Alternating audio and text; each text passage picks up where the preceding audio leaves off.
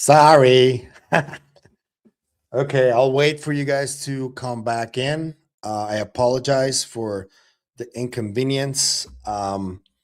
Something happened yesterday. I went with my cousin to an event in Valle de Guadalupe, and when we left him home, everything was okay. I think he's asleep. That's why he doesn't respond to the cell phone. But yeah, they're looking for him, and I think he's okay. But if I get more information, I'll let you guys know. This is new to me, so I'll please ask you guys to bear with me a little bit. Um, so I think that it would be a good time to perhaps move on from the Burlison topic to something that I wanted to talk to you guys about a little bit, which is when I was growing up as a teenager in high school. I grew up reading a lot of stuff from the ancient traditions, like the Egyptians, like secret societies. I was kind of obsessed with this movie Skull and Bones, um, and I've always wondered because I grew up with a bunch of high school friends who ended up being um, Masons, Freemasons. So them they got into Freemasonry, and I was rejected by them because um, they caught me smoking weed right outside of the office over there, where I was supposed to be, um, where I was supposed to be getting like my first interview into Masonry or Freemasonry. So I didn't get it, and I still wondered all the time. Um, what is taught in secret societies. No, hi, sir. You didn't miss the live. What happened is that I had to cut the other one short because something to do with my family. It's all good, and we're back. And I was talking about Burleson before I cut off the live, but I just wanted to mention and ask you guys, what do you think Burleson saw? You can leave it in the comments. I'm not going to do polls or anything like that because this is my very first live and it gets a little bit overwhelming. So, um, but yeah, what I wanted to explore is about these secret societies. And I recently saw, and I'm sure you guys have been seeing it because I'm talking to Josh from Polarity. I sent him a video that I saw from this Professor Jiang, who talks about like politics and predictive politics, sort of. And a lot of the stuff that he has been putting out and that he has been talking about for a few years has been becoming true over the over the years. And I know that there's a lot of people that probably don't like him because they feel this suspicion that because of him being Chinese, he probably is some kind of an op from China or something like that. If you pay attention to his videos, I do want to make it clear. I don't think he's like picking sides or anything. He's like just as curious as you and me. That's how I perceive it. Um, so there's a video that I saw from him that talks about what is taught in secret societies and in like their hermetic traditions and all that. And I found it really interesting because he makes a comparison between the official like belief in the three Abrahamic religions of what happened back then with the ancient texts and all that, and then there's what is taught in these secret societies, and it's really interesting. And I just wanted to show you that, and just tell me what you think because um, he explains where what the Jewish people believe, what the Christians believe, and what the Muslims believe.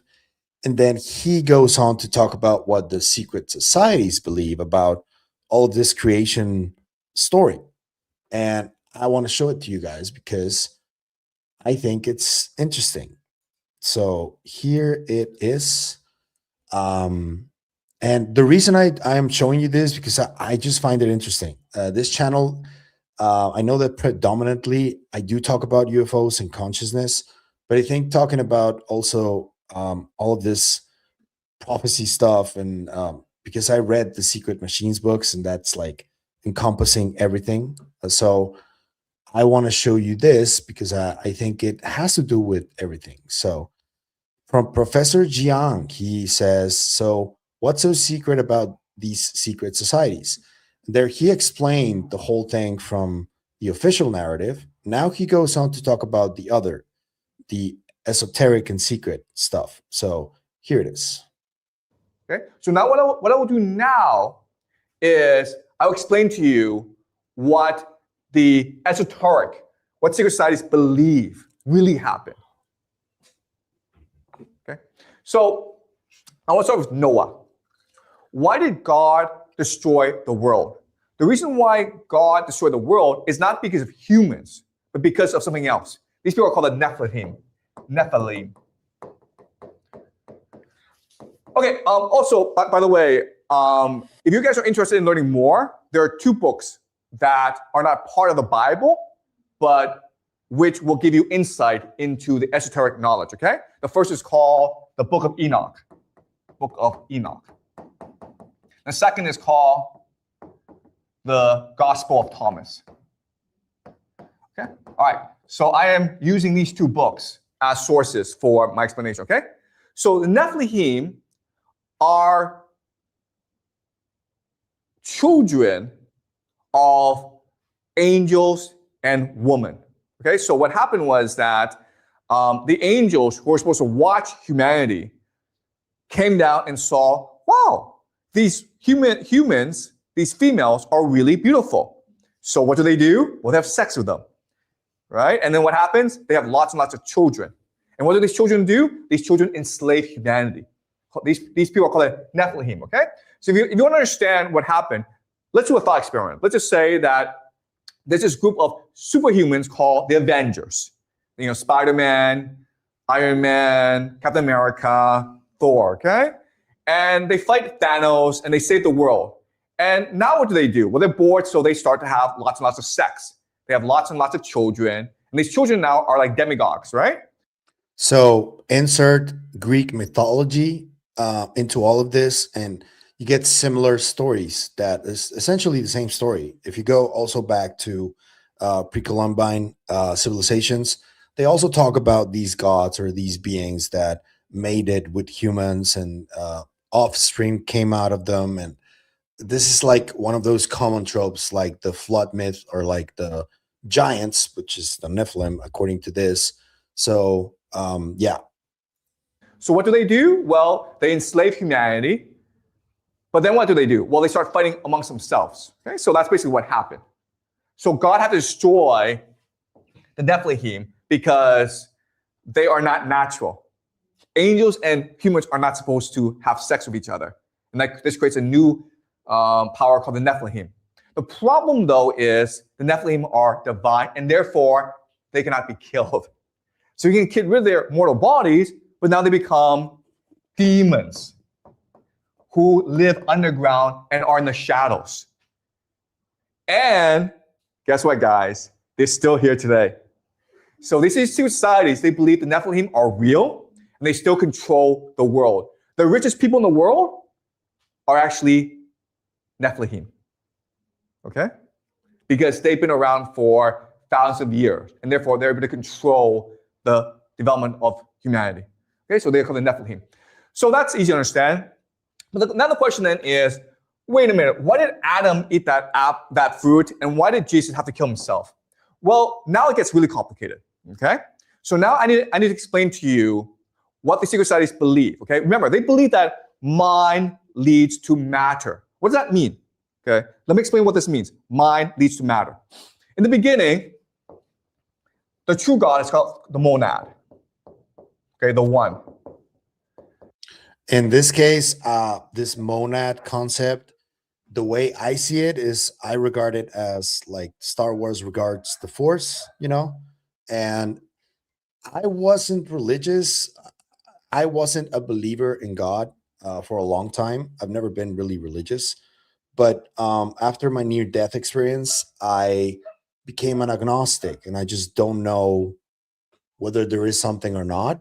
But if I considered it as something, if I wanted to define what this God or creation might be, I would say it's something like the Force. And I know it's a bit cliche. I am a Star Wars nut, but that's the way I see it. And I think that this concept of the monad is that, you know, that was just my interpretation, right? But yeah, this is a really interesting diagram that he's doing. So let's continue.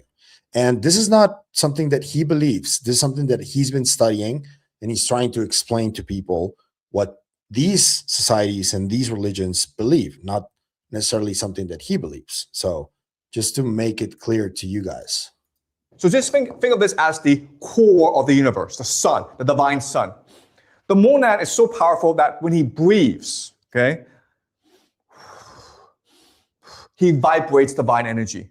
And over millions of years, this divine energy creates new life forms. Okay? So the first life form are called the dyads. Dyads are just pairs, okay? Usually male, female, that are children of the monad. And they're able by themselves to create new universes as well, okay? So the dyads start to emanate, okay? So the entire universe is vibration. It's vibrational energy. It's the breathing of these cosmic beings, okay? And over time, over millions of years, these vibrations become atoms, which then leads to matter, okay? That's what they mean by mind leads to matter. Now, one of these dyads, named Sophia, decides, you know what? I can be just as good as the monad. What does the monad do? The monad is able to propagate by itself, by himself. He doesn't need to mate. So Sophia says, you know what? I'm going to produce something by myself. I'm going to have a child by myself to prove I am the monad, okay?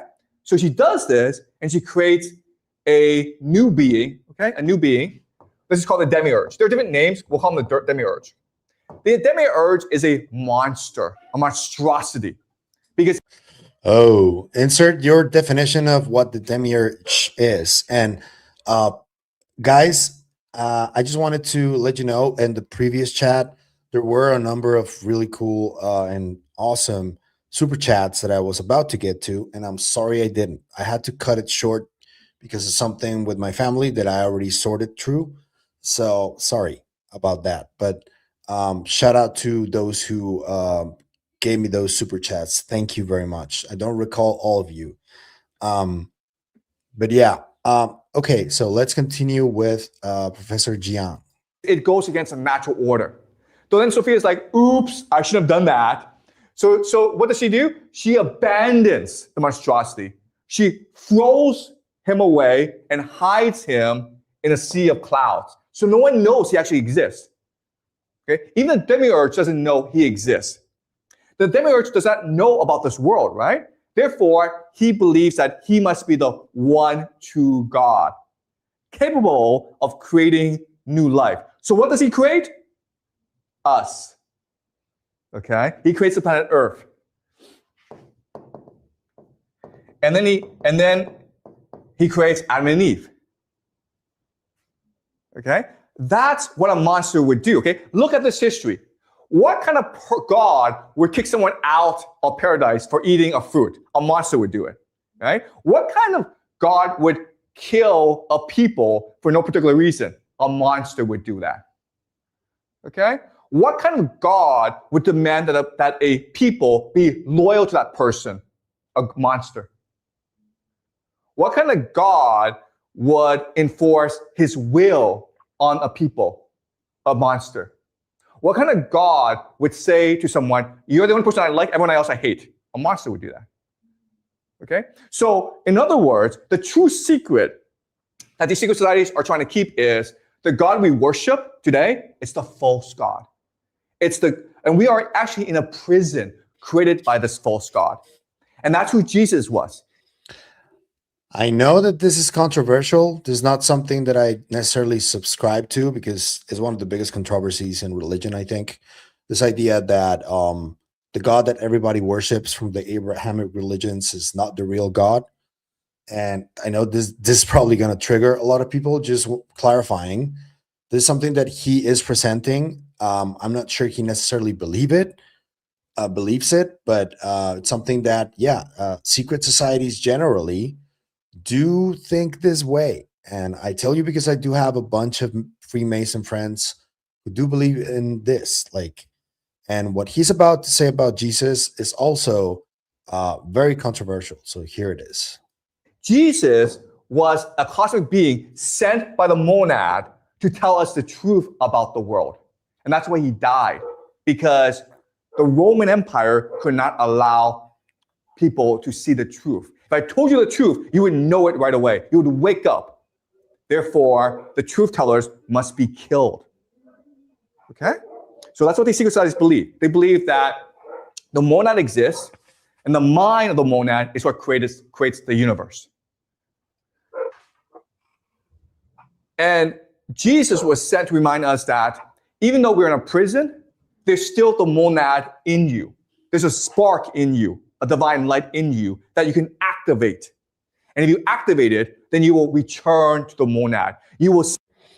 This is what the process of gnosis is about. And if you ask me, and I know that the hardcore Christians and even Jewish people are going to say that I don't know what I'm talking about, but I don't care. It's just my interpretation.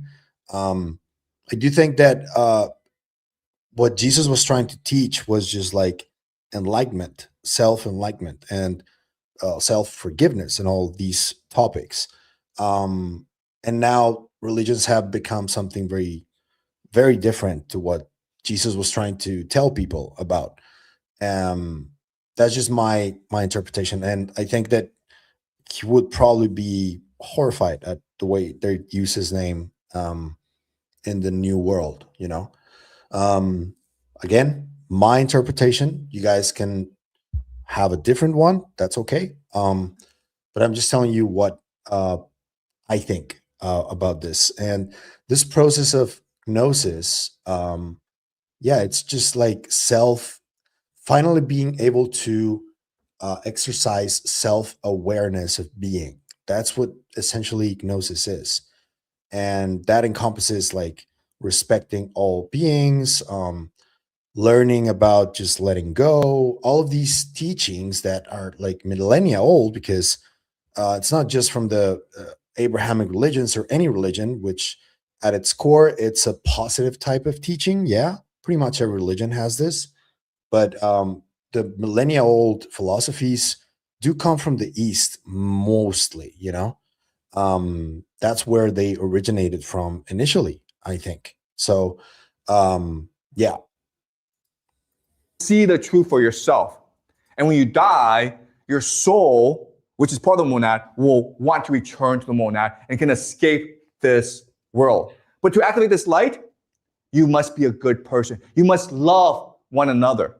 You must reject money and materialism and grades, okay? Grades in school. You must reject competition.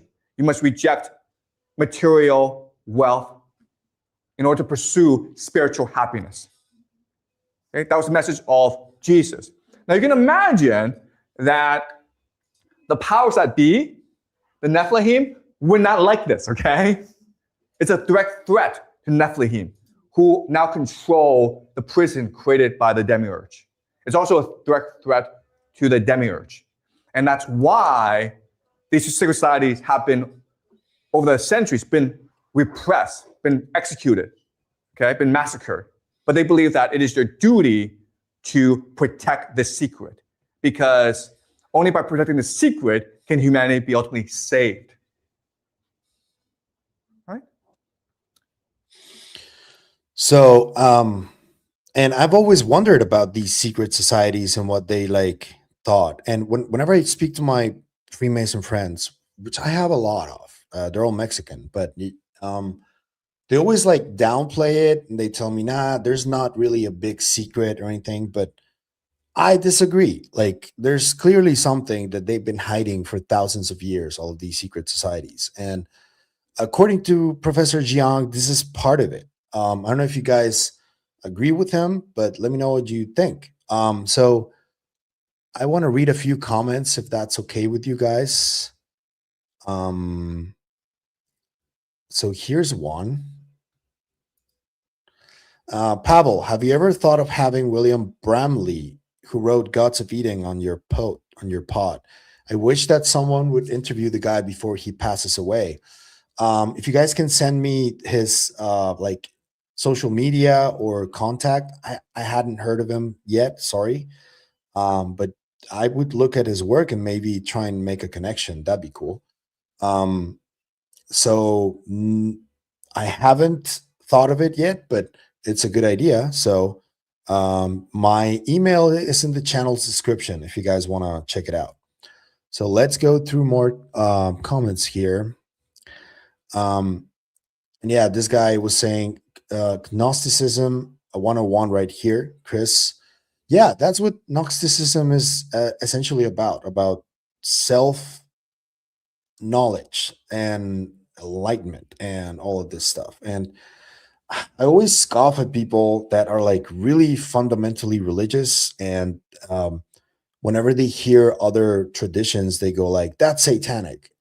I think that comment is ignorant whenever people make it, because you need to understand what satanic means first before you throw that out there. And it is insulting to people who are like just interested in other traditions, and the more fundamentalists are always like, oh, that's the devil's worship. It's like, no.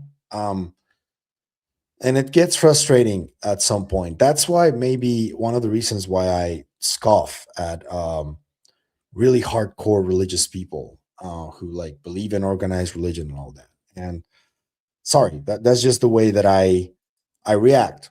But I did want to show you something that has to do with all of this belief that there may be something going on with angels, demons, ancient gods, and all this.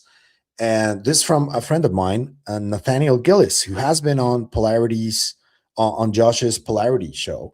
And he was recently interviewed to say something that I found very interesting and a little bit controversial about the whole topic, because you can think that this is a nuts and bolts issue, this is a potential extraterrestrial issue, but there are many within the community who regard all of this as something entirely different. And Nathaniel is one of those people. And I just got to show you this, and let me know what you think. What we're seeing is that there is a carefully curated narrative by our federal government portions to say this is extraterrestrial, there's no there there. And then meanwhile, behind closed doors, a lot of these people are building altars to these entities, calling it extraterrestrial to sell t-shirts, to push the narrative, and then go perform rituals for them to incarnate. You're talking about people in the government? In the government. They know this. They know this. This is why Posuka has said things like this, okay? Yes, we are aware of the whistleblowers giving testimony at congressional hearings. But there is another group of whistleblowers behind the scenes that are actually briefing people, and their model is much more esoteric, much more spiritual. And they... I'm not sure if he means Matthew Brown, but he's not the only one who explores the esoteric a little bit more from government. There's a lot of people that do it. So yeah, let me finish this and then we'll continue. Realize that there is a profound occult connection between the phenomenon and what we're seeing. So there was one time when I did a video scoffing at the religious connotation of this. And I've like dialed it down a little bit more because I don't want to really sound too critical towards people who believe in this. But Nat responded, he felt like I was probably I was probably a little bit disrespectful maybe, and I did apologize. It's not my intention to disrespect anybody. I just don't believe what a lot of these guys believe. And I am, however, willing to explore whether it's a real possibility or not. And other avenues that have explored this and are exploring this, for example, is Ronnie Bernard, who just made his documentary about the Virginia case available for subscribers and I think members in English. And I haven't checked it out yet, but I know that his angle is to expose that in Virginia, allegedly, there were some of these like seances and like rituals performed to summon these creatures. Both James Fox and Ronnie Bernard, although they have different narratives, they both agree that the creatures are real, but they have different explanations for them. James Fox has a more nuts and bolts explanation. He's been talking to people from the military, to several types of witnesses, while Ronnie Bernard has done the same, but he has a very, very different explanation that has to do with these demons or entities. And Jason Somoza yesterday just did a wonderful video that I already finished watching about this, about the Collins elite thinking that this may be some sort of end of times situation. And I don't know if it still remains unclear to me whether they want to prevent it or they are provoking it. And some of the players involved seem to be like provoking it. And I already spoke about Hexit here and Trump and others, but a lot of what Jason Somoza covered there has to do with the more occult stuff and with Jack Parsons. Fun fact, Parsons passed away on June 17th, I think 1952. There was a flap during that time in Washington, just about a month after that. And I was born on that day too, and so did Art Bell. So I always found that really interesting. But yeah, that's what Nathaniel Gillis thinks, that what Jack Parsons did back then, there's people that keep doing that to this day. And I don't know if you guys agree with that, but that's an interesting thought. So yeah, there's another aspect where Nat mentioned Pasolka and what she thinks is going on. And there's a really cool account that I follow and I'm friends with called Galactic Troubadour, who did a recent thread about the connection between Diana Pasolka and these bloodlines that people are investigating. And there seems to be people within the government that are convinced that they have a bloodline that is important to this topic for some reason. And I tried to get Professor Pasolka on the show. There was this one time what somebody who's a mutual friend recommended, made like a really cool introduction and everything via email. And initially she said yes.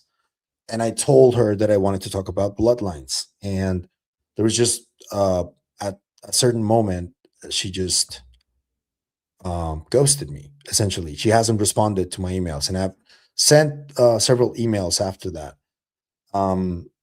So yeah, I think that there's people within the government definitely investigating this, both the genetics aspect of it and the whole esoteric aspect of it. And I just don't know who really has more power out of both sides, the ones that are trying to put it out as nuts and bolts and the whole control disclosure, or the people who are more religious and seem to have a lot of power within government and even prime companies and within the political positions, because there is a lot of that. So let me know what you think. Let's read a few comments if you guys are okay with it, because I'm a little pretty behind on comments.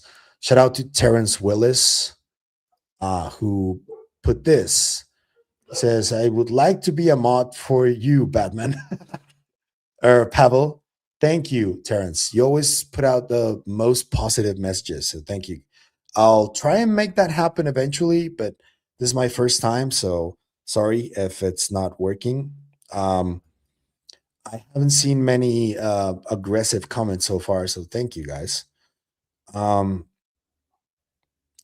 Here, SB Sharkin says there was a flap every other year back then. You can relate UFOs to anything. Yeah, that's true.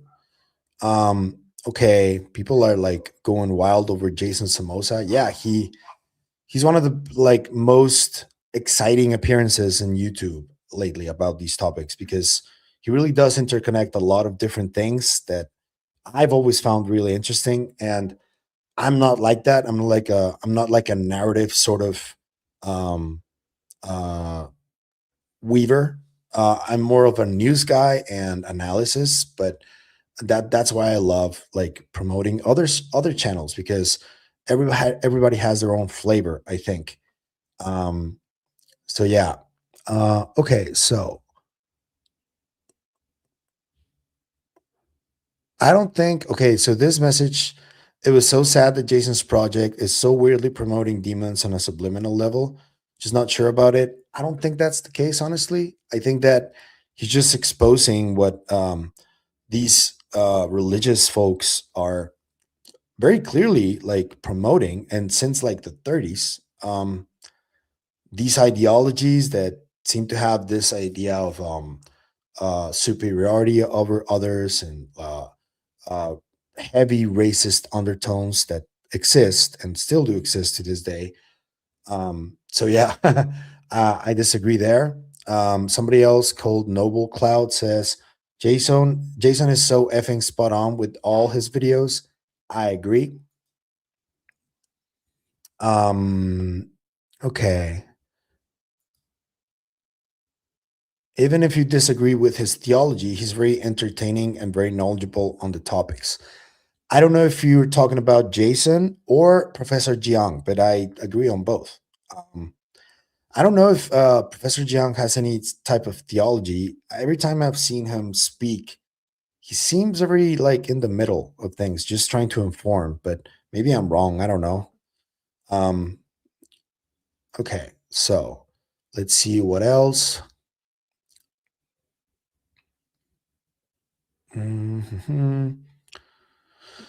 So another thing that I wanted to do with you guys was that I wanted to probably um, try and do a little bit of surfing on the web with you guys. Um, but I think that when I do that, it's going to be better if I do it with somebody alongside me, so they can, when somebody's talking, I can just look for stuff and surf on the web.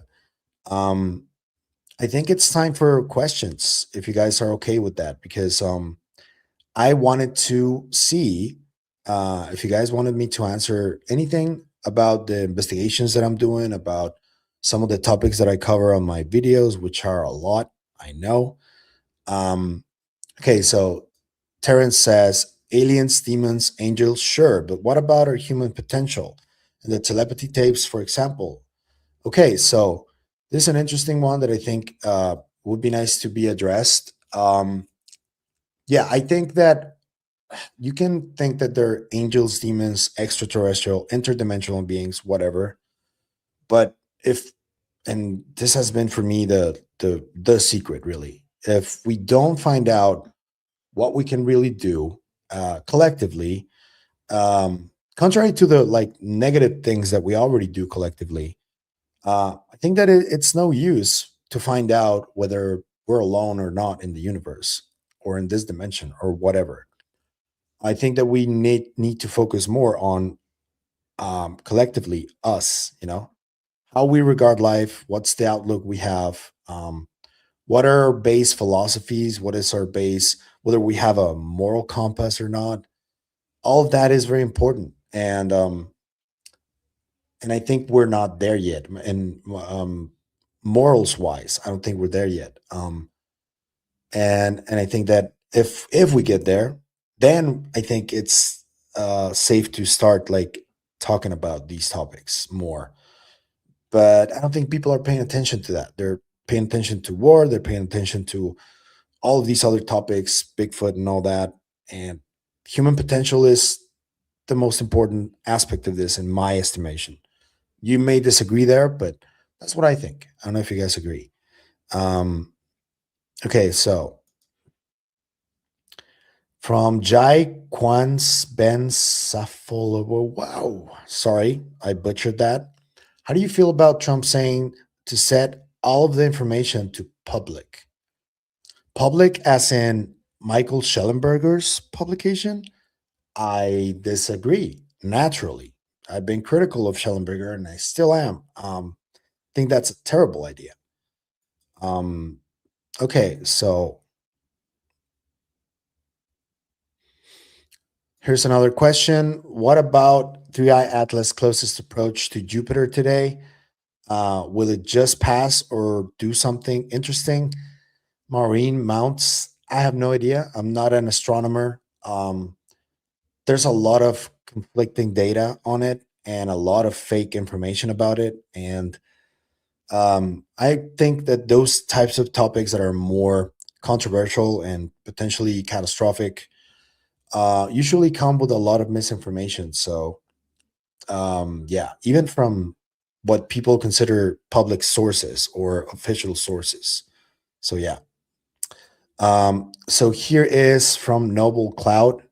Question: have you ever come across any gate programs outside of the public school system? I was homeschooled and have a lot of weird things in my life that collectively point to some sort of program. So I've been wanting to talk about this for a little bit, and this is important. It's interesting that this question was asked now. So growing up, I grew up with my mother taking me to a program called it's neurolinguistics programming, I believe, but it's from a doctor called Rutilio Romero, who claims that based on the program that he developed, he cured his cancer. And I don't know if that's true or not, but that's a claim. And he even went to trial in the U.S. to prove it, and he won the trial. Um, so I was part of one of those programs that he developed, and that's outside of the school system. So I would guess that people who come across this information that has to do with, in my estimation, the development of psi abilities. That's what I understand now that I was a part of, development of psi abilities. So yeah, I think that there are many different programs similar to Gate and with many differences as well. But essentially, they do the same thing. They develop people's psi abilities, especially to those who seem to be more susceptible to them. So yeah. Um, okay, so here's this one. It says, "What do you think will be the tipping point? And how about that Spielberg movie having a major impact?"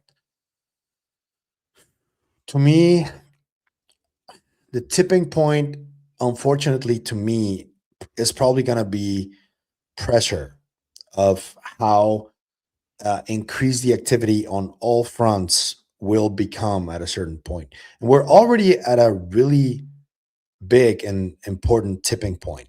I don't know if you guys agree, but with everything that happened right after the Epstein files were released, a lot has been unleashed that has been very interesting.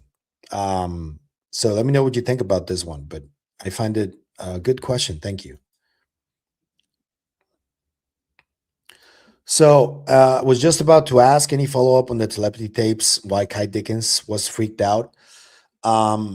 I'm not sure what happened there. I tried to get it out of Dr. Julia Mosbridge, but she wasn't able to give me a full picture of it. I think that whatever happened there will be shown in the documentary, which is coming out. I think I'm not sure if it's this month or next month, but the telepathy tapes YouTube channel keeps putting out podcasts. They just had one where they presented one of these nonverbal autistic kids. I think his name is Ryan. So I would recommend you guys go check that out. I think so.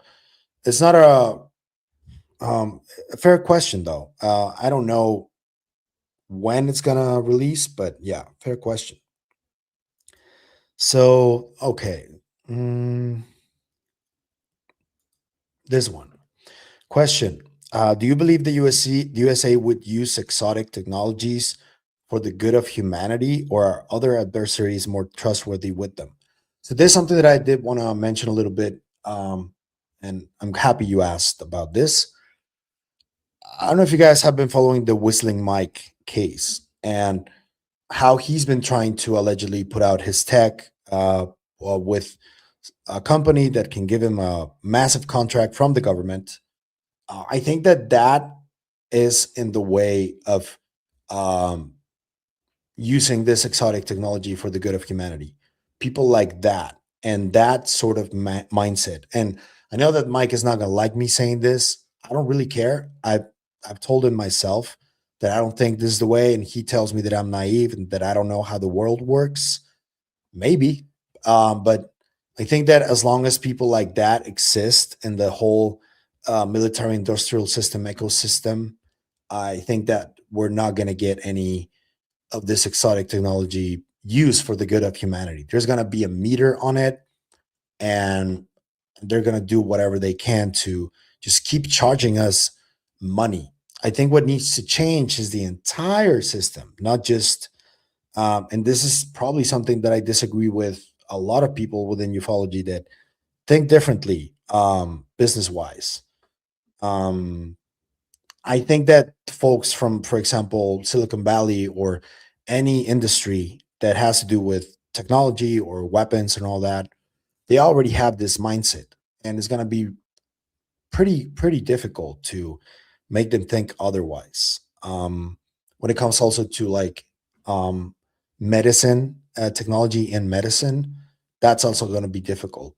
If there is something found that, like for example, the ages people, that's going to be sold for sure. There's not going to be free access for everybody, or um, you know, low cost access for everybody with anything. That's just the way the world works. It's unfortunate, but um, obviously I oppose to it. I'm sure a lot of you do too, because I think that we just grew up in a more normal world than those people growing up inside their own bubbles. Like, the billionaires and the tech bros and all these people that they don't really have a feeling of what being a just like a normal human is like. And I think that plays into all of this. They just have a different mentality, I think. I don't know if you guys agree, but let me know. Okay, let's see the more recent questions. Um, Somebody blocked somebody's comments. Sorry for that. Okay. Let's see this one.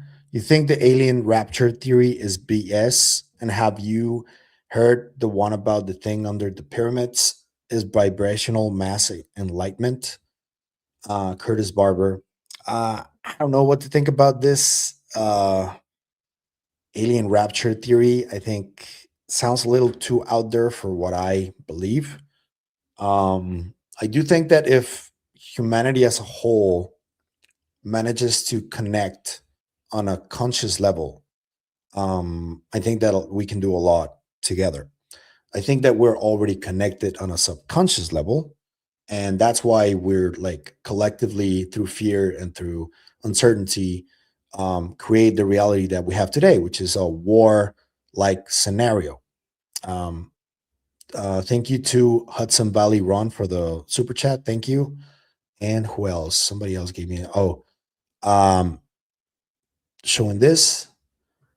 Thank you to Sin Lifestyle. Thank you. Which NHI theories do you believe? Which NHI theories do you not believe? Continue the great work. Thank you. So I don't necessarily believe or disbelieve any. I just remain open-minded to um, the possibilities, but I also am very aware that there is a lot of false information out there. So and I'm sorry to those who believe this, but the whole Galactic Federation, tall white stuff, that's something that I honestly don't believe now. And I haven't believed it ever. The whole 20 and back stuff, that seems fake too. Um, but something that I do want to respond to here is that in my experience, my personal experience, um, things have happened to me since even before my near death experience, but the near death experience was very specific and it did change a lot in my life after it happened. So, um, I don't know exactly what went down, but since then, and a couple of times before that, um, stuff has happened to me that has protected me from situations that could have harmed me or worse. So I'm trying to find out what that is. I don't know what it is. I've asked people who seem to know more than me about these topics, and it's a mixed bag. Some of them say that it's divine, the believers. Some of them say that it's that they don't know what it is, but it seems to be real because of all the data that there is to support it. Because near-death experiences are one of the strangest phenomena that exist. Uh, they're real, like they happen, and they do change people's lives. Sometimes for the better, sometimes for the worse. It depends on who experiences it. So I do want to know whether I maybe communicated with something during that moment, and that something has been like pulling strings to keep me away from compromising or dangerous situations. Um, that's the only like real explanation that I can give for the stuff that has been happening to me. And people around me, my wife, my mom, they get really freaked out when these things keep happening. And just we don't know. But like my mom, she loves having like archangels in her house and all that, like sculptures. And she tells me that it's like a guardian angel that's looking after me, and I don't believe in that. So everybody has their own opinion on it, uh, and that's like the only real like indication to me that there's a phenomenon that is interacting with us. I've never seen a UFO. I've never seen orbs, but that stuff has happened to me. So that's why I'm interested to know whether these entities or whatever they are, um, why are they interacting with me like that? And I know that there's other people that have been interacting with these things also, and it's a different connotation always. Like there's people that have negative experiences across the board. There's people that have positive, overwhelmingly positive experiences across the board. So I'm just trying to understand, you know. So yeah, hold on.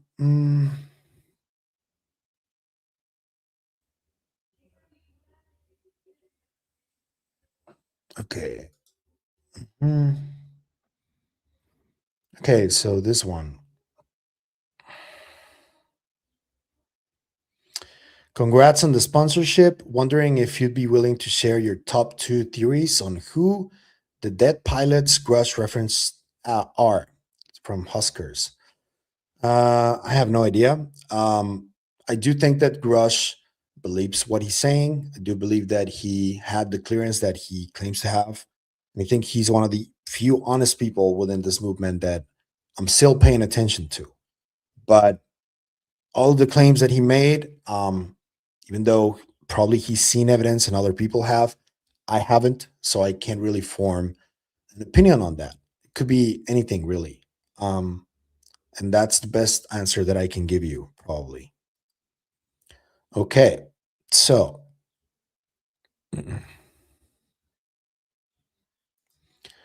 Pavel, you got to ask your mom about those beliefs. What does she believe her statues are protecting her from? Has she had anomalous experiences?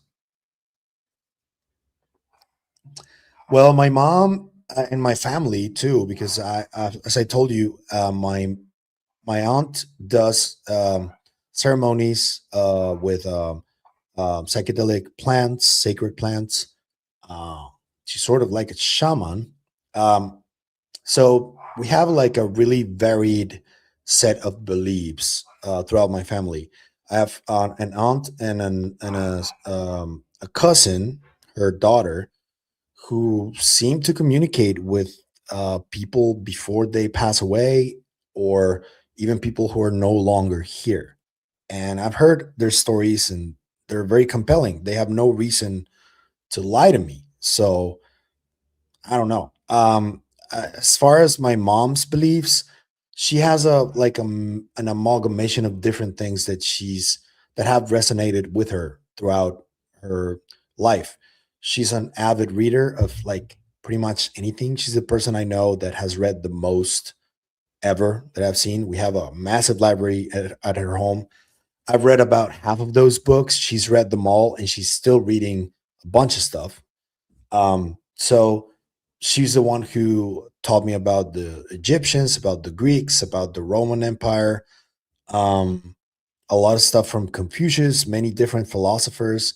She's the one who's promoted that in me, and but I do think that she has this like fervor for archangels and all of these archetypes of angel like beings. She has like a set of wings in her dining room, just wings, like made out of like I don't know if it's carbon fiber or something like that. I'll send you a picture later of these wings. And it's not like she believes in religion or anything. She doesn't.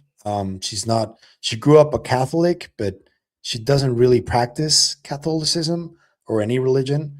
So that's my mom's belief system and journey. And somebody saying here, Hudson Valley Ron, I actually found Pavel through Christian Harloff. Good combo. Yeah. To those who don't know, Christian Harloff, the film critic from LA, now he lives in New York.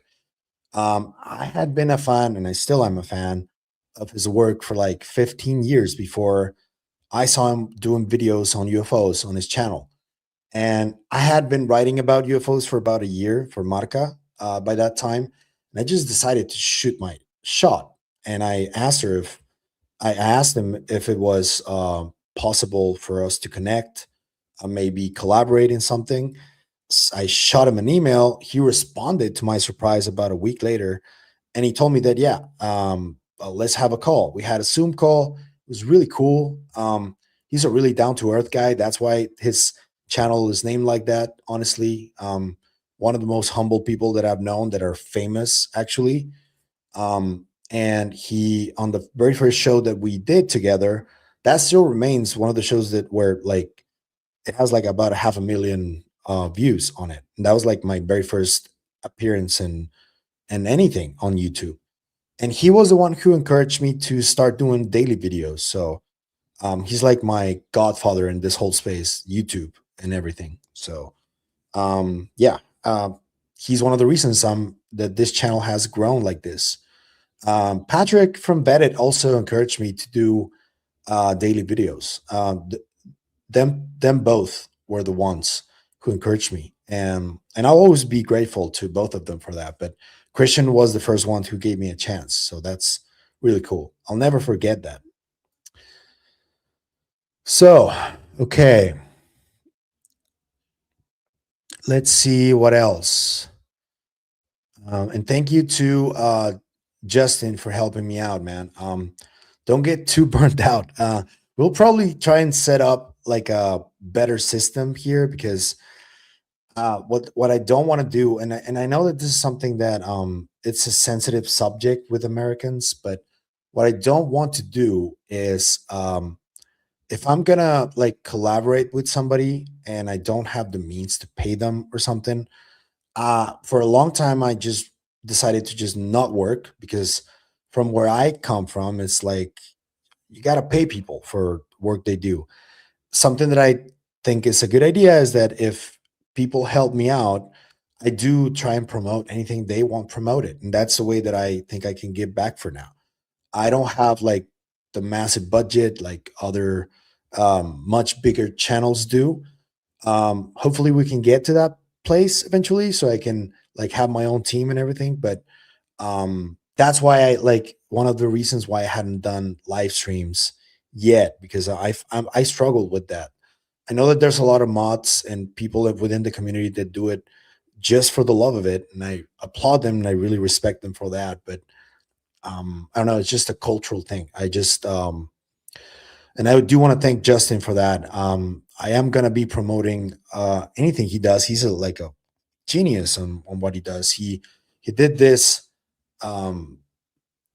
this little thing right here. It's a Doomer Friday logo sign, and he does wonderful 3D print work. So I am going to be promoting his work quite a bit, and he has a surprise for you guys eventually, alongside another one of the great additions to the Doomer Friday crew. But that's for another day. Okay, let's go with a different question now. So, hi, Chris says, do you think we will find out what happened to Jacobo Greenberg? Man, I hope that we do. There's like new information coming out constantly about that. I still don't feel comfortable sharing a lot of it because we're still on the like corroborating process. But yeah, it's one of those topics, and for me, it's the most important in my channel. It's what turned me into phenomenology. It's one of those topics that yeah, it's a cold case. There's people who have told me, remote viewers and all that, who have told me that he's still alive, that he's working at a lab in the West Coast and an island, which sounds very familiar. And there's people who have told me that somebody took his life way back in the 90s. So I still don't know. Whenever I have proper information to share with you guys that I have already corroborated, trust me, I will put it out immediately. But for now, yeah, it's hard to say, really. So, okay. Here's this one. Have you heard of a connection between General McCasland and Monica Rizza, who worked for JPL and AIAA under McCasland's oversight? She went missing on a hike last year and has not been found. This from Chris 5150.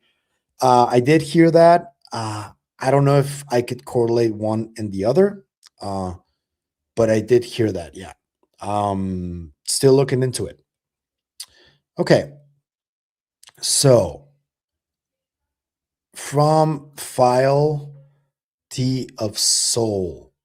Hey, Powell, can you discuss the Kelly Chase Lou Elizondo something is common rumors? Why would Lou do that? Corbell seems to trust him. What is the end game for him?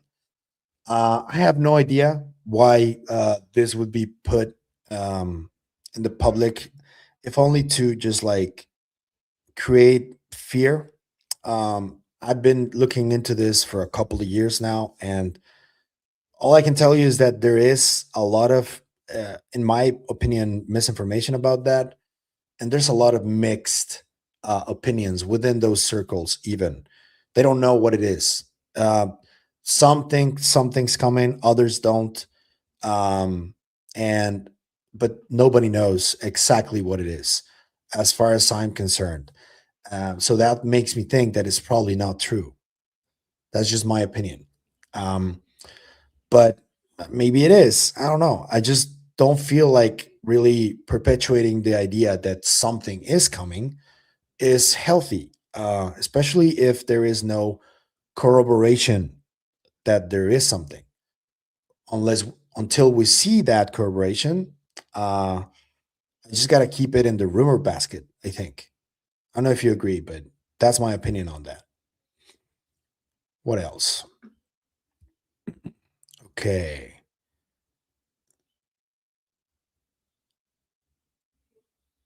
Okay. Another one from Terrence. Is there a connection between AI and disclosure?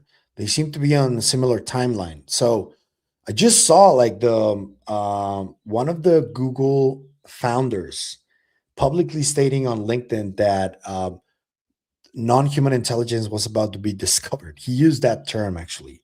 So maybe the tech bros are aware of that. And that's why they're like using this terminology now.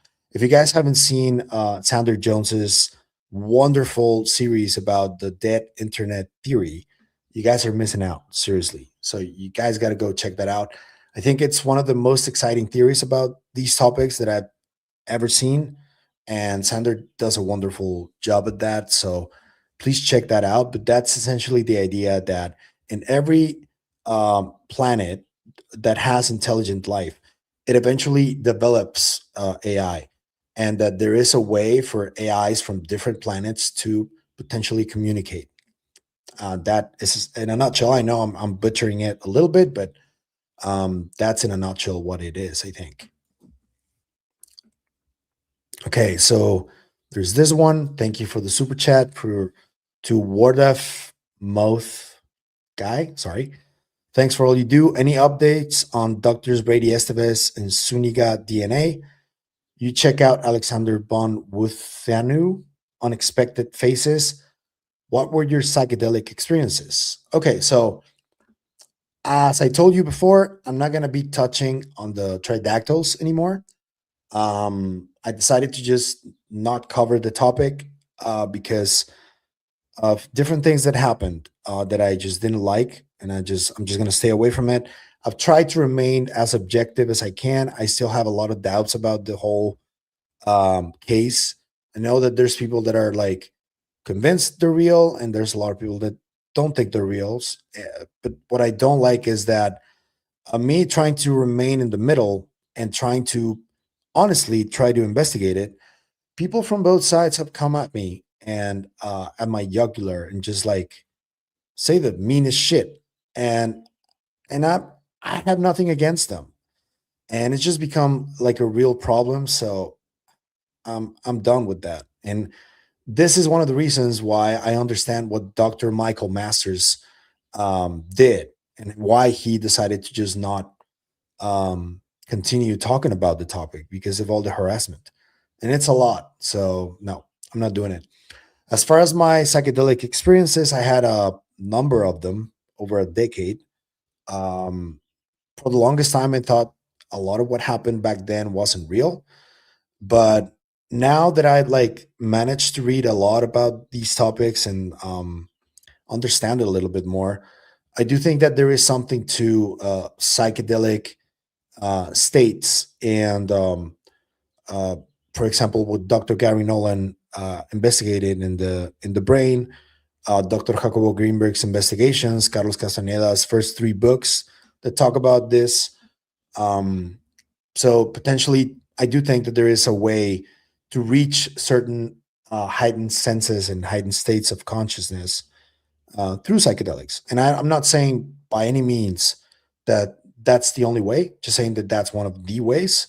And I am also not advocating for any type of consumption of any substance that is harmful for anybody. So just making that abundantly clear. Okay. What else? Let's see. Huh. Okay, what is your impression on Dr. Jack Sarfati's recent presentation of his Manhattan Project 5.0 on Prince Philip Room, NSA House in London? He revealed also his last developments on conscious AI too. I have seen snippets of this, but I do want to mention that he did talk about the Gene Roddenberry relationship with Dr. Andrei Puharich and his alleged communications with the Nine. He mentioned it on that same presentation. In terms of what he talked about, I still don't know where I'm leaning towards. I don't know if he's right. I don't know if Bob Grenier is right. I don't know if the more nuts and bolts people are right. I still don't know. I would presume to know more than I do, especially with the science, because I'm not a scientist. But I will have people on the show that can talk to me about it from more like objective and grounded perspective. Stay tuned for that. So yeah. Okay.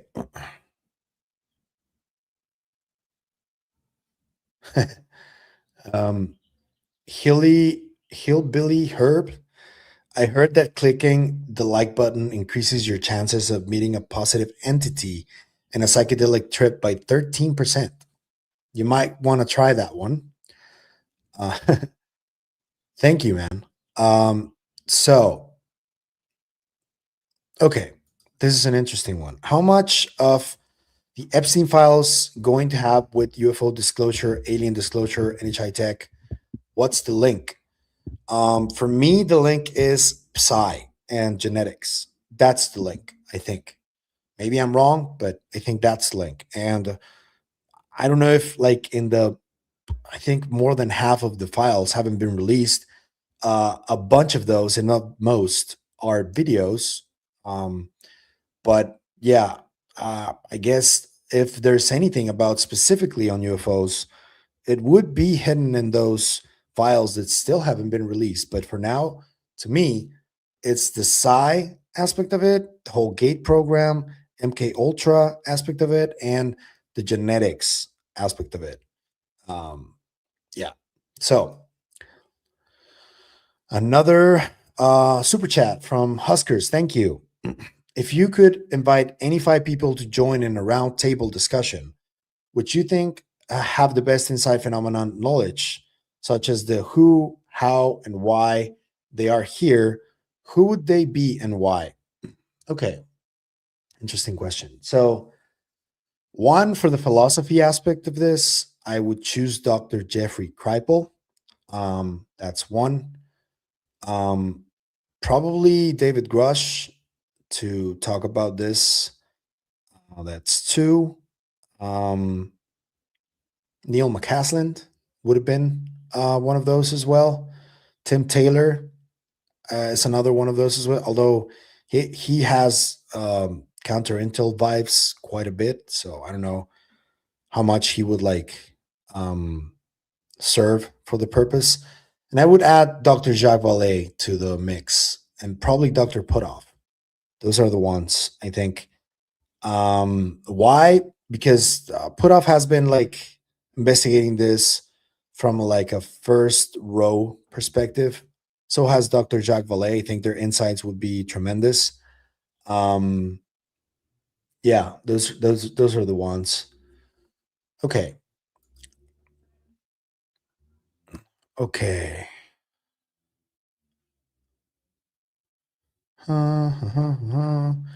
Let's see what else we can put in there.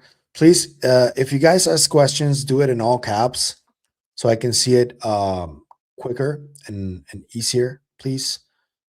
Okay.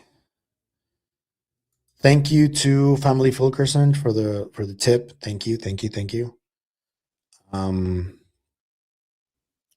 Okay. Hit the thumbs up. Thank you. Okay, here's one. Powell, what do you think of the tall whites and the Nordics, which has come out of Nazi lore, and are they the same thing? I have no idea. Um, I have heard about that there was some sort of like allegedly confusion or like alliance between these beings and the both the Nazis and the fascists from Italy. No idea if that happened. I know that there's people that believe that what we're going through right now, essentially, especially from the tech bros, seems to be like a continuation of the Third Reich. No idea if that's the case. You might want to ask people who are way more informed than that, but it seems like a scary sort of scenario, doesn't it? If that's the case. But yeah, hard to tell, really. Okay. Oh yeah. Bugasphere had a big convention. What have you heard? My good friend Gonzalo Chavez is there right now, and uh, I'm gonna leave his X account in the description so you guys can see all the updates that he's uploading there. But yeah, Jaime had a whole thing about the Bugasphere. I'm not interested in any of that, so that's all I'm gonna say, really. Okay. Okay, so here's another one. Thank you to Luke Yellowtail for the super chat. He says Jesse did a good video on esoteric history of the space program. I'm curious about your take on why Jesse doesn't ever bring up Thiel's weird connections to Epstein and the weird Antichrist stuff. Even if Jesse is no longer associated with Peter Thiel, which he claims that he's not, he worked with Peter Thiel for long time, and he made money working with Peter Thiel. So even if Jesse doesn't agree with Peter Thiel on a lot of these things, which I hope he doesn't, I think that I would also be weary of going against somebody that powerful, considering that they could use their lawyers to just bury me. And that's it. So that's me, like, given the benefit of the doubt of why Jesse doesn't bring it up. Because if I was in that position and I found out about stuff that Thiel has done or something like that that is nefarious, and I wouldn't go up against somebody that powerful. That's just me, especially because those types of people can destroy your life. Um, that's just it, I think. Maybe I'm wrong. If you guys have any more data suggesting otherwise, you're more than welcome to present it, and I'll hear it out for sure. But that's my reading of the situation at the moment. I don't know if you guys agree, but yeah. So, what else? Let's see what else.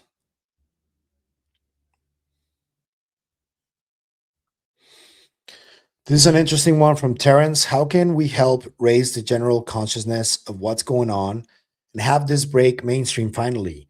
I mean, Lakatsky said he literally was inside a UFO. Yeah, he said it, but we need to see evidence of what he said. And so far, there is none. That's the first thing. And I know I sound a little bit like a broken record, but yeah, I am inclined to believe that people who are have been mistreated by the government and claim to have this knowledge, those are the ones that I pay attention to. But I am clear also when I say uh, there needs to be specific evidence about all of these claims. And I am still waiting for a lot of that. So, yeah, until we get that, what we can do is, yeah, raise the general consciousness of that something is going on, not of what's going on, because I don't think anybody knows what's going on still. But something seems to be happening. There's a lot of smoke. And I don't know if Eric Weinstein is right when he said maybe there's a smoke machine. It's possible. I'm not going to lie, that's entirely possible. But we still have to see whether there is fire or whether there is this really sophisticated smoke machine that is just unbeatable. Like George Knapp said, they're better at their job than we're at ours because they've been doing it for decades. Yeah, that's what people are up against. So that's my response to that. Thank you, Terrence. Okay, so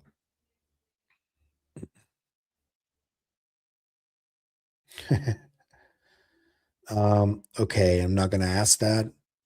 Sorry.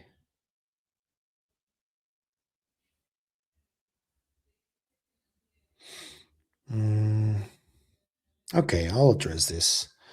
Hey, thanks for the great content. Have you heard of the Hoppy Blue Star prophecy and the possible parallels it has with Chris Bledsoe's story? I've heard a little bit about it, but I do want to address a little bit about Chris because there was a recent controversy from his son, Ryan, who is angry that people are not mentioning their name alongside every time orbs are mentioned. And I gave him a little souvenir of an ego death sticker that I have because it's a bad look, and he was roasted ruthlessly for it, and he doubled down on this idea that they're like the family of the orbs, and just found that really unfortunate because clearly there is a lot of ego involved there, and it's kind of hard to talk to people and get through their heads that it's not a me problem, you know. But that's just my opinion. I know there's a lot of people that probably don't agree with it, that like everything Ryan is doing. I just can't. I just can't. And that's all I'm gonna say about that. So let's continue with the next. Ooh, this is a good one. If you could interview Steven Spielberg, what would be 3 questions that you'd ask him? First one is, can you name the specific people from the government or the scientific community who have helped you understand how you're putting together your movie and the topics that you're touching upon in your movie. That's one, because he had J. Allen Hynek and Jack Valet in the past. I wonder who is advising him now.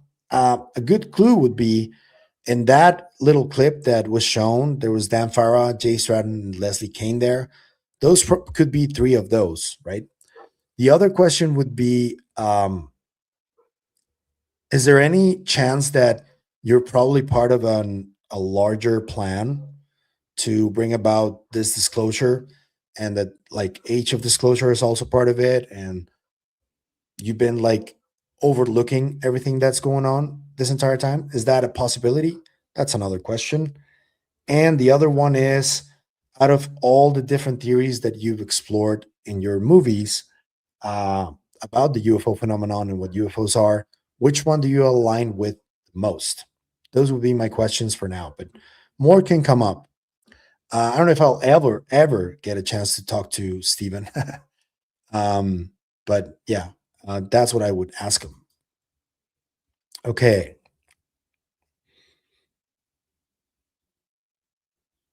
This is another one from Huskers again. Pavel, now that the longer version of the Disclosure Day trailer has been released, are you now more or less excited about its potential impact on society, and why? I mean, it depends though, because I don't know if he's like on the train of the more religious people that think UFOs are angels or demons, because he used a lot of religious tropes in the trailers, or if he's gonna do like an a very like over encompassing explanation of the phenomenon. It will depend on what he does, but yeah, I know that it's just a movie, I know, but it's very clear that Steven has been paying attention to everything that's going on in the real world about this his entire career, I would say. So yeah. Okay, let's see another one. Mhm. Mhm. Mhm. Okay. Hmm.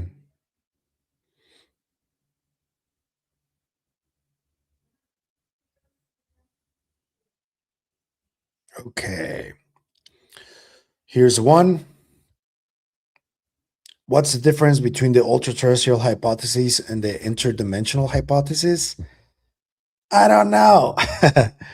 I would guess that the ultra terrestrial are both underground and potentially even interdimensional, and interdimensional is just like different realms. Just a guess. I don't know about this topic as much as others do. So please don't kill me in the comments. Okay, so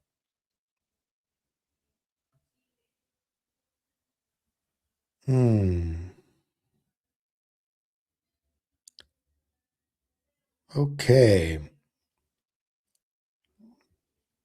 This is another one. What's happening with Skywatcher? Something happened there, and also thanks for the amygdala. Thank you, Terrence. Um, for now, what I think is that Skywatcher is dead. Um, that's what I think. If it's not, and we get to see something, I'll report on it. But everything I've asked about points towards Skywatcher being completely dead, especially after the Epstein files release and Alex Klokos being involved in those files. I don't think we're going to see any Skywatcher stuff in the near future. That's just my opinion. Okay.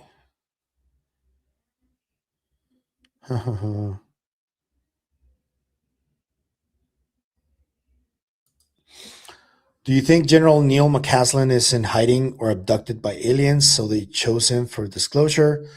That's a stretch so far. And if you saw the other stream that I had to cut off, you guys can go there. The situation seems to be more prosaic by now. I think, because there are certain signs that either he did something to himself, hopefully not, or it was made to look like that. So that's what I think so far is happening. All the other stuff about aliens, and yes, he was a very important name in the UFO topic. Yes, he is, but I don't think we can make stretches right now. This could be very well something from adversaries or something like that. So yeah. Okay. Man, I'm behind. Okay, this is. Have you seen Dr. Julia Mosbridge's most recent research on particle interference being across time instead of space with the double slit experiment? It's mind blowing. I haven't, but I will. Thank you for the recommendation. That's exciting. All right. If you can, please leave it in the comment section down below so I can check it out. If there's like a YouTube link, you can put it there. Okay.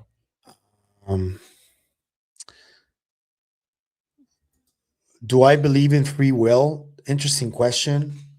I'm not sure if I'm like more on the Kierkegaardian sort of side of that we create our own future, we create our own present, because there's a lot of indications that at least some of this may seem preconceived, but it's hard to tell.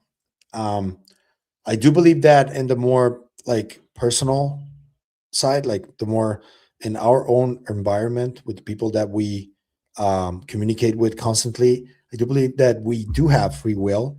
At least the people that are not suffering from like geopolitical tensions and all that, which that takes free will away from people, as an example. So I believe that uh, there's chance involved in a lot of this.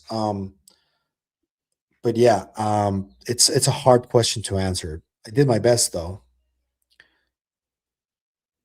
Okay. Mm. Ryan Davis asked if I'd seen Taken. I haven't. Sorry. And I'm like just starting to watch the X Files. I've never seen them before, like constantly. I started looking at some shows, some of the episodes back in the 90s, and they spooked me, so I stopped. But I'm like getting up to speed on that. So I have a lot to get up to speed on. Thank you for the question. Okay. Are there any particular stories in the alien UAP phenomenon that keep you up at night? Um, Not really. I guess just trying to understand why is there such a diversity in the interactions between the phenomenon and different people? What triggers how this interaction is? What causes it? What causes it to be positive? What causes it to be negative? I'm interested in that, and I do try to think what that might be. Yeah. Okay.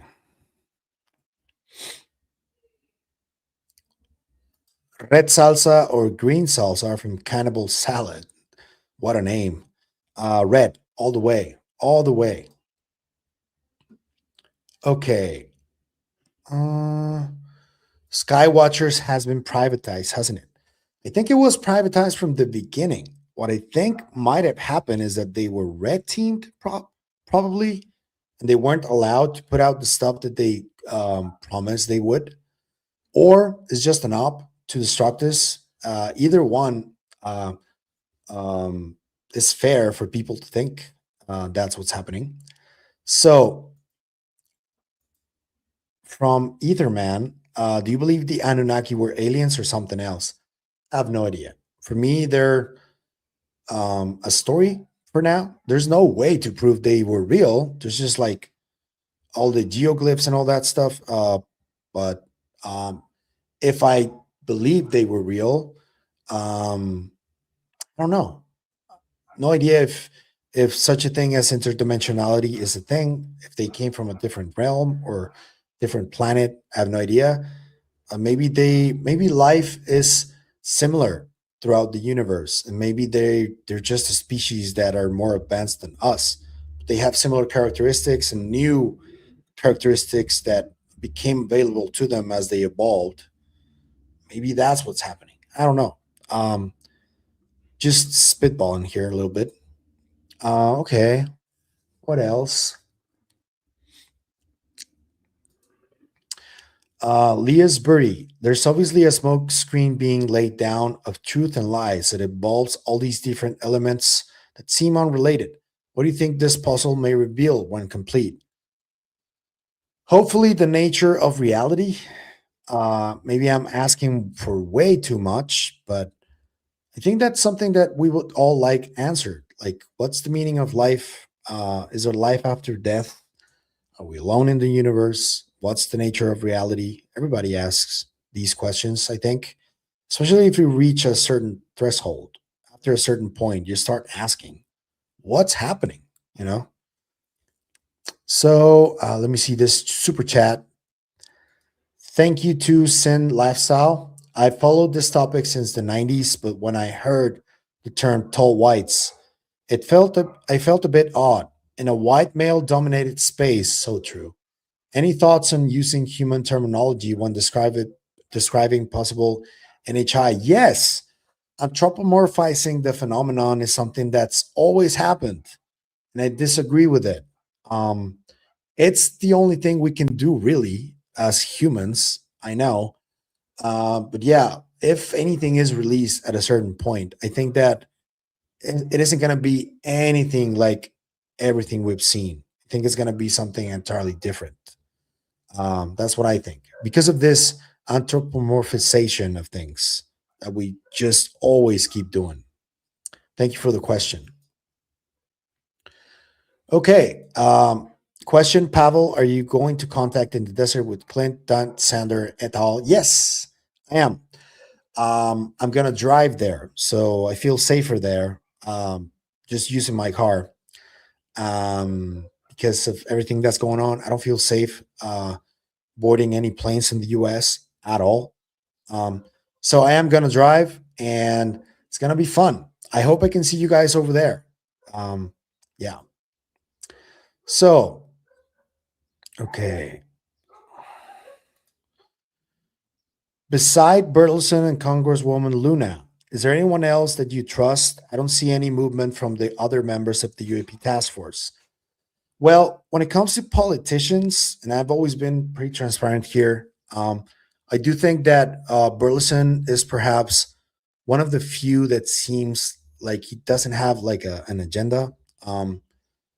Although I don't agree with a lot of his politics, I do think he's a good human, and I think that he's being honest when he is doing this. I don't trust Congresswoman Luna that much, if I'm honest with you. I have my reasons. Some of them may be political as well, but it seems to me like she has more access to the Trump administration's more religious people. She's talked about the Book of Enoch in the past quite a bit. So um, I'm not sure if her judgment can be trusted in this because she seems to have a bias. And even though Burleson has said that he's a Christian and all that, he seems to be more in the middle. So in terms of politicians, trust is a strong word when it comes to politicians, but I think that Burleson is being truthful in his pursuit. I think that Tim Burchett seems to be truthful in his pursuit, but trusting politicians is quite an ask, if you ask me. Now, I do think that, and I said this already, people like Dylan Borland, Matthew Brown, and David Grush, who have been mistreated by others in their pursuit of what they're doing, I think those are the ones that I choose to trust for now, simply because of how they've been treated. Because for now, again, I tell you, there doesn't seem to be any evidence for now. I'm still waiting for that, and I hope that we can get to see it. But I'm choosing to trust these people because I haven't felt they've been dishonest in their approach, and they have been mistreated by government entities and the denialists, and there's been some nasty stuff happening to them. So that's what I use as discernment. Maybe I'm wrong. I hope not. So yeah. Okay.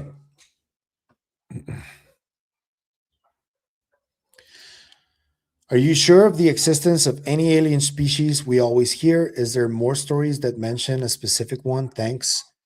Nope. I'm not sure of any alien species. I've heard about the Greys constantly and abduction stories and all that. I don't even know what those little things are. So no, I'm not sure. The only thing I'm sure of is that psi abilities, I believe they're real, but we still haven't understood them completely. We're trying, and that's what has the most evidence, I think, the whole psi phenomena aspect of it. But in terms of like alien species and all that, all I've heard so far are stories, just to make it completely clear. Yeah. Okay. I'm just gonna take a couple more questions before I leave, guys. Thank you so much for this. So let me see. I'm gonna use this one, but it's like similar. Question: do you believe in the ancient aliens theory who uses genetic manipulation on humans to evolve them further? The only like real life investigation that I've done into this is Professor and Dr. Celestino Piotti, who has a book called The Guardian Theory, and he talks about this. He said that he's found like a difference between DNA in remains that he studied his entire career. He's seen like a jump that was like pretty fast, pretty significant, that he doesn't understand why it happened. And that's when a different hominid species became dominant. And that's what his investigation as a medical anthropologist has told him. The science has told him that.